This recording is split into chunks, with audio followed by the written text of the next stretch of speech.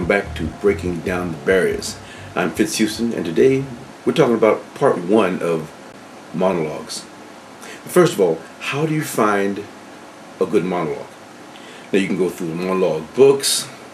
There are quite a few monologue books that you can get at Samuel French or any other different bookstores that are focusing on monologue books. But a lot of times those may seem too generic for you. If you might be looking for a specific type of monologue. Don't forget screenplays of the past, of your favorite films, or even go back to classic movies back when acting was acting and there wasn't a lot of effects, just writing was doing all the work and good acting.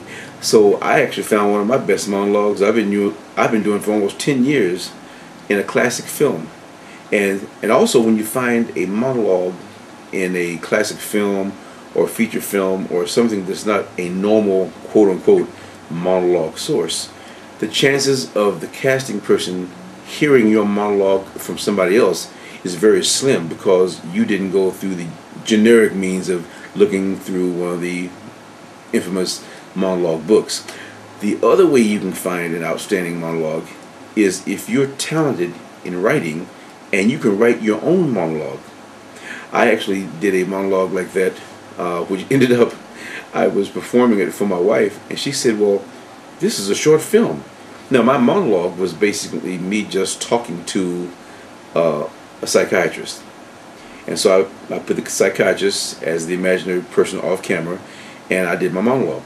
Now, the film version of this monologue, just for if you're curious, the short film my wife and I produced is called Just Another Day. When you see that short film, which is one of the links that you'll see on the site, that actually was originally just a monologue, me recalling what happened in this storyline, and I wanted emotional levels in my monologue. And because a lot of times you get monologues that are too generic, they're just cut and dry, no emotions, like your presentational non-emotional monologue, or some of the comedic ones are just being funny but not really getting the show levels, because in those short few minutes you want the casting person to be able to see the full range of emotions that you have available to play in a variety of roles.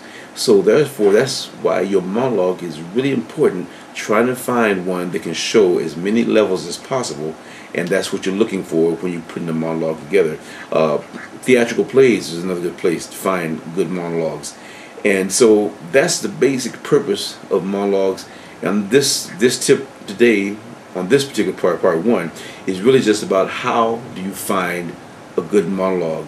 Then we'll be getting, in future episodes, we'll be getting into how to break down a monologue, the emotional content that you assign to the different monologues. So we'll be getting into that further.